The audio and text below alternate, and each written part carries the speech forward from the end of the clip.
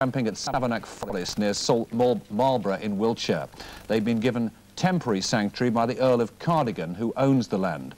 Now, the Earl rode with the convoy on his motorcycle and says the hippies can stay as long as they behave themselves. But who are the hippies? What sort of people are they? Well, Christopher Peacock's been allowed into the camp and has this exclusive report. The hippies retired to their camp today to lick their wounds following the affray at Chalderton.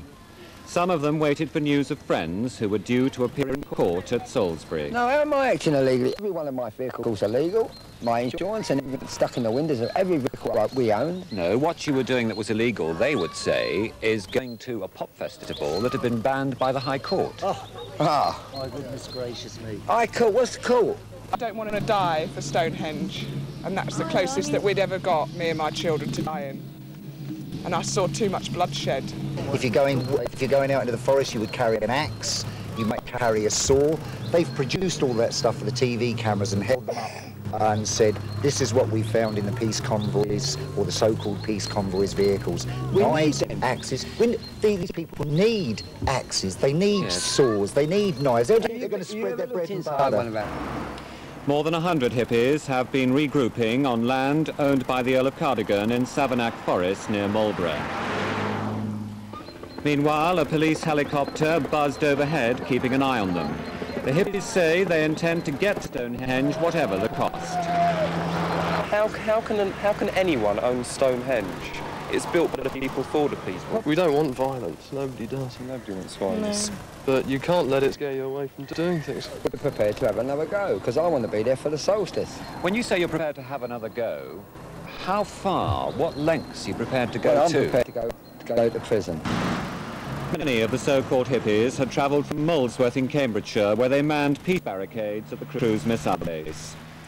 They spend their time travelling in a convoy of old coaches, cars and vans, looking for an alternative lifestyle. Their aims, they claim, are peace and freedom. But all that went very wrong on Saturday night in a series of pitched battles with the police as they tried to get to Stonehenge.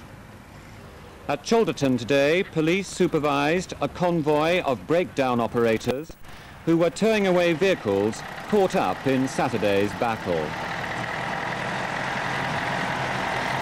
We came down then, 12 o'clock midnight, they brought us down here, and we started clearing out all the vehicles in this field behind us, because they also ventured into there, you see, trying to get away across there and out through the hedges down the bottom. This is one of the vehicles that have been ramming the police vans when they broke through the fences over there. There's 2 or 3 other ones similar to this, which were also used for the same purpose. Are you saying that these people actually came prepared for a confrontation? Oh, without a shadow of a doubt. If you look around on some of the vehicles, you'll see there. There's one down there, that's Stonehenge, go for it. 1st of June. Now, we must have moved over, I think the best part of over 150 vehicles from here, and the majority of them are all wearing the same badge, so it's totally organised. Evidence of the confrontation was everywhere. Coach fronts were stoved in, making them almost unrecognisable. Windows were smashed, and possessions strewn about inside. The police said maybe some days before the vehicles will be released, and even then, few of them will be roadworthy. Well, the hippies had been going to Stonehenge for 11 years, but this year their festival was banned by the courts. The National Trust and English Heritage were concerned about possible damage to the ancient stones. Today, a spokesman for the Trust said they regarded the weekend operation as successful because the monument was undamaged and tourists had been able to visit as usual. Right, now the rest of the news around the region, read for us tonight. Reform social services spending. Reaching the monument the following Friday. The hippies were speaking in London after a High Court judge gave them until Sunday to move out of their present camp in Savanake Forest. Keith Malone reports. Several hundred hippies have been living in Savanake Forest ever since police halted their last attempt to reach Stonehenge 10 days ago.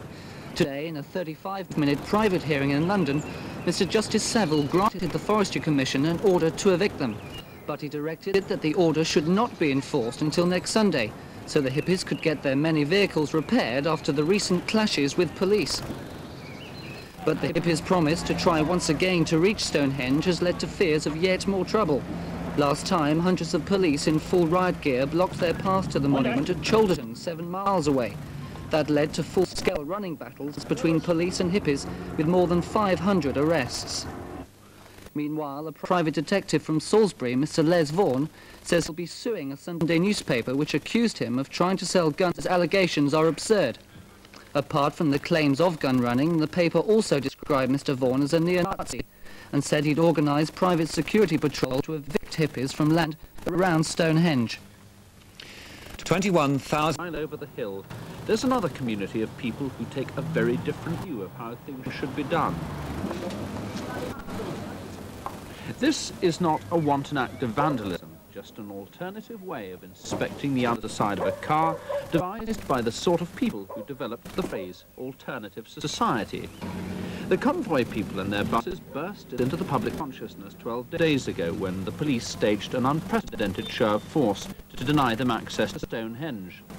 However, the campers in Savanake Forest are the inheritors of a movement which came into being over 20 years ago.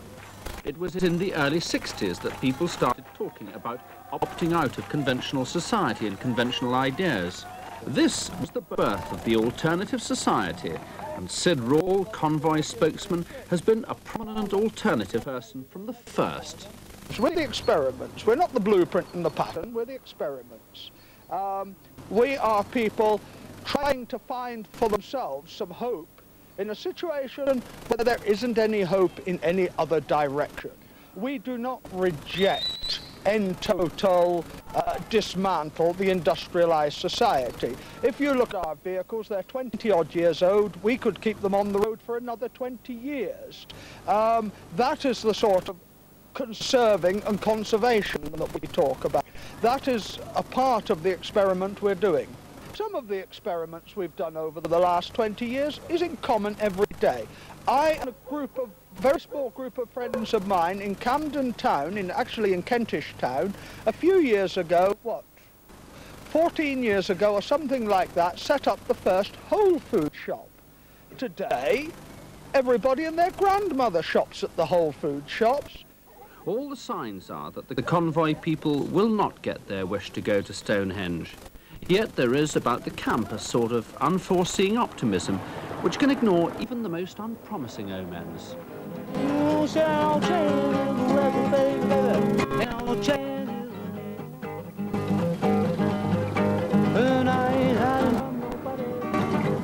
nobody's hiding from me. We have to go to Stonehenge. Stonehenge is the centre of our religion. Stonehenge is the centre of our strength. We have to go to Stonehenge. Stonehenge is the centre of the new spirit that is going to sweep this country, that is already sweeping this country. Stonehenge is a truly ecumenical place where anyone may come. So the Stonehenge saga rolls on. It's now time for the weather.